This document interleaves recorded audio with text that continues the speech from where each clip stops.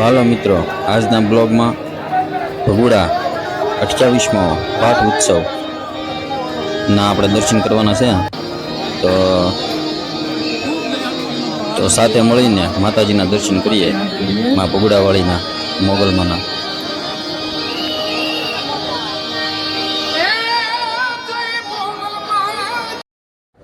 તો આપણે અમરસિંહભાઈની ગાડી લઈને જવાનું છે. તો ગાડીમાં પેટ્રોલ પુરાવી અને આપણે માતાજીના દર્શને જાહું. તો ગાડીમાં હવે નખાવ્યું છે પેટ્રોલ અને હવે આપણે નીકળવાનું છે રસ્તે ભગુડા તરફ. મવાથી 25 થી 30 કિલોમીટર જેવું થાય અને આપણે હવે હાઈવે ઉપર ચડી ગયા છીએ. આ લોંગડીનું ટોલ નાકું આવી ગયું છે, બહુ નજીક જ હવે આપણે પહોંચી ગયા છીએ.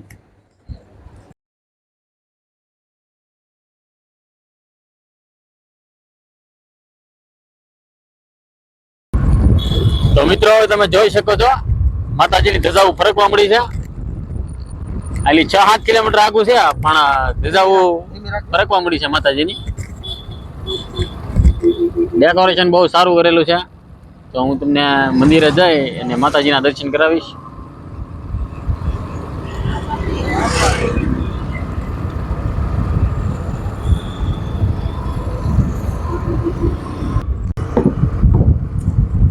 તો મિત્રો તમે જોઈ શકો છો ભગુડામાં આતિશબાજી થઈ રહી છે. આપણે હજી બહુ દૂર છીએ પણ આયલી આપણે નિહાળી શકીએ છીએ કે ફટાકડા બહુ ફૂટી રહ્યા છે.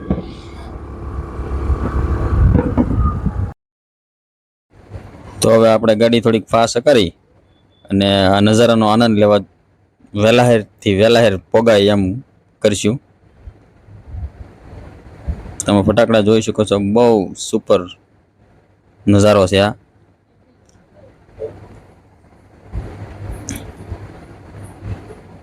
માણસો પગપાળા પણ ઘણા જાય છે ને આ છે અમરસિંહભાઈ અને હું હરેશભાઈ પેડા.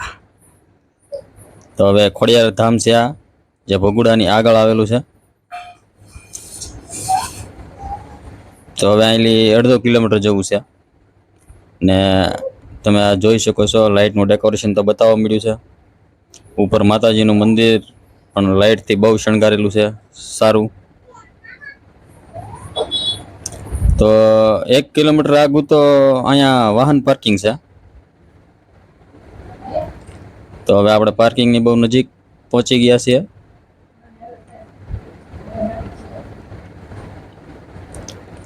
તો આ જે સ્વયંસેવકો છે તે ગાડીઓ પાર્કિંગ કરાવે છે.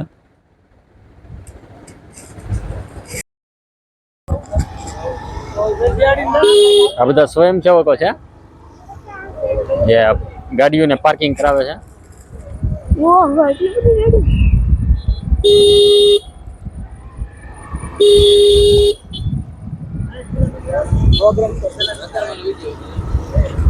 બ્લોગ બનાવવાનો છે.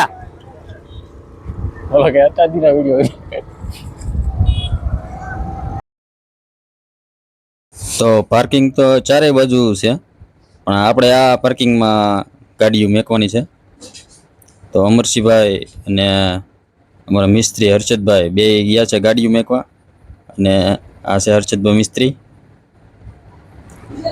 અને આયલી તમે જોઈ શકો છો મંદિર બહુ નજીક આવી ગયું છે. અહીંયા અંદર ગળતા જ શાંતિનો અનુભવ થાય છે ને વાતાવરણ પણ સુપર થઈ ગયું છે.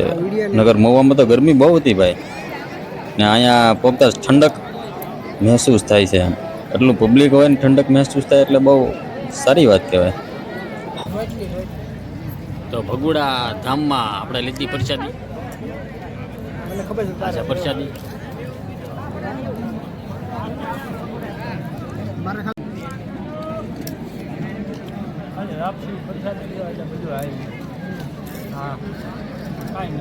જવો તો અમે ભાઈ હમ જરાક જવો તો ભાઈ બેન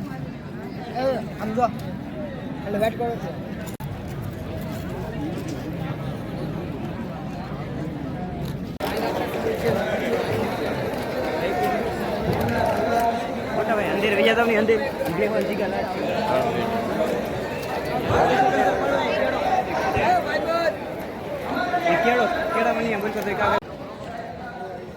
તો ફાઇનલી આપણે જે માતાજીના પાઠ ઉત્સવમાં ડાયરો રાખ્યો છે ભજન, ત્યાં આપણે પહોંચી ગયા છીએ. તો આ સામે કીર્તિદાનભાઈ, માયાભાઈ અને સાધુ સંતો, ઘણા કલાકારો છે અહીંયા. કલાકારોનો તો ક્યાં નામ લેવાય, કલાકારોનો કોઈ પાર નથી અહીંયા. સવાર સુધી એક ભજન ગાય ને તોય ખૂટે એમ નથી, એટલા કલાકારો છે. તમે આ ડુંગરામાં જોઈ શકો છો કેટલું પબ્લિક તો ડુંગરામાં બેઠું છે.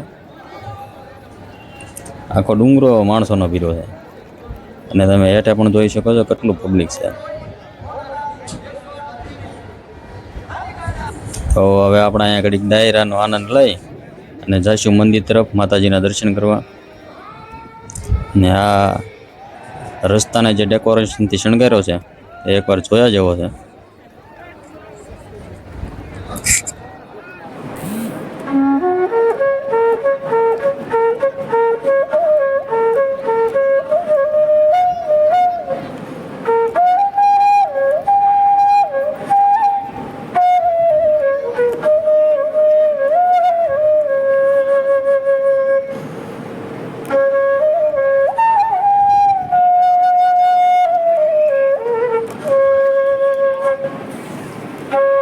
ઓલા કહે ને એમ માનવ મેરામણ ઉમટી પીડ્યો અત્યારે.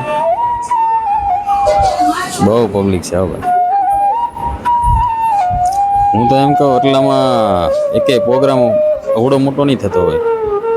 જે માતાજી મોગલમાંનો પાઠ ઉત્સવ થાય એવું તો એકે નહીં થતો હોય.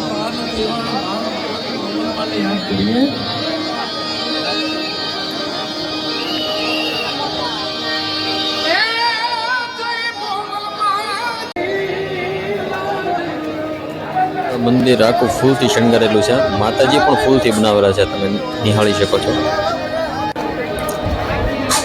અને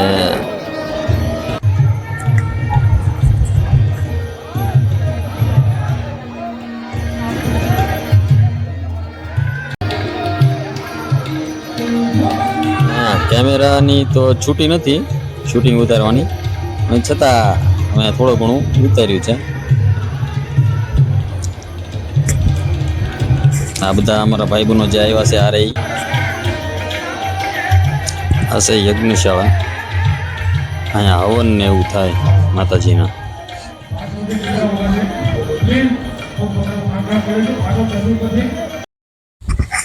તો અત્યારે 11:30 જેવું થઈ ગયું છે અને 12 વાગે માતાજીની આરતી થાય.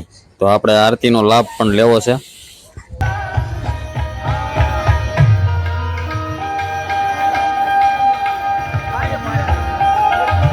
તો ઘડીક પરસોત્તમભાઈ ફરીને સાંભળીએ આપણે.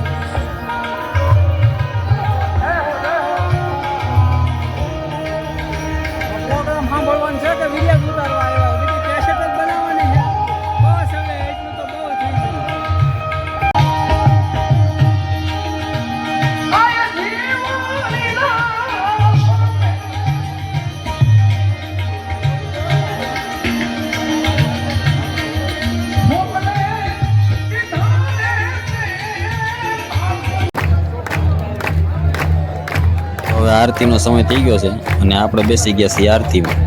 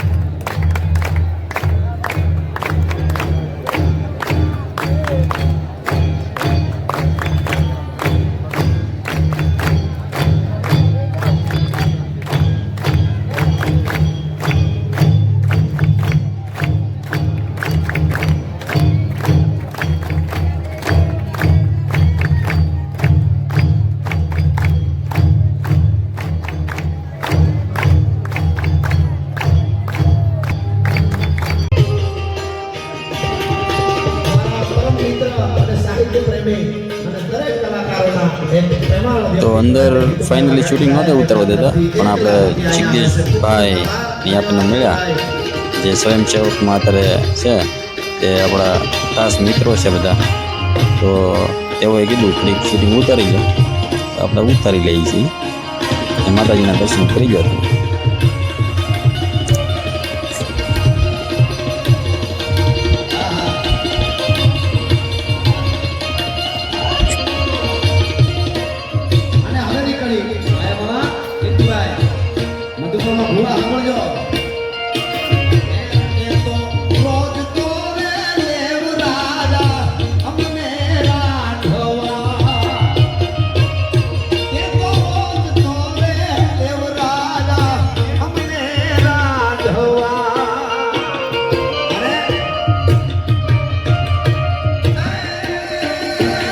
આ છે ભગુડા ધામના સ્વયંસેવકો.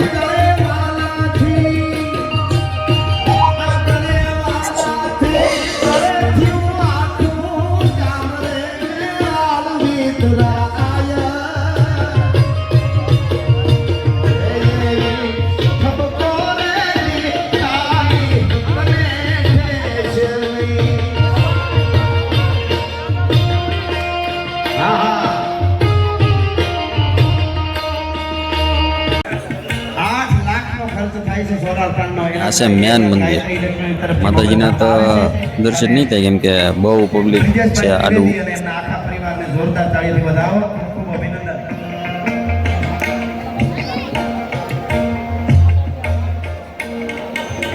એમને ઉપડી છે. વાહ વાહ. કારણ કે મારા સમયમાં બધા જ કલાકારોનો લાભ લેવાનો છે. એટલે ઘણા કીર્તિદાન ભાઈ બોલીવુડમાં ગાયો ઓખો દબદબાથી બોલાવી છે. વાહ ખમા બાપો. એટલે અરે ઓખો તો દુનિયાથી લોખો મેવાય, દ્વારકાના દેવનો ભાગનો થાય.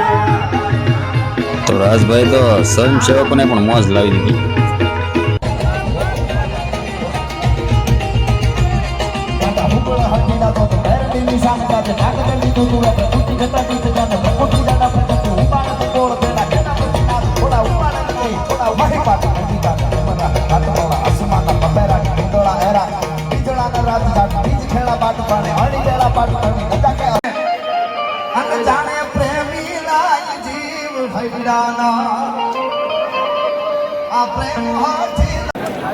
તો આપણે મંદિરમાંથી દર્શન કરીને બહાર નીકળ્યા તો જોયું તો ડુંગરો તો આખો પબ્લિકથી ભરેલો છે. પથ્થર વચન પબ્લિક વધી ગયું છે. પબ્લિક તો તમે જુઓ.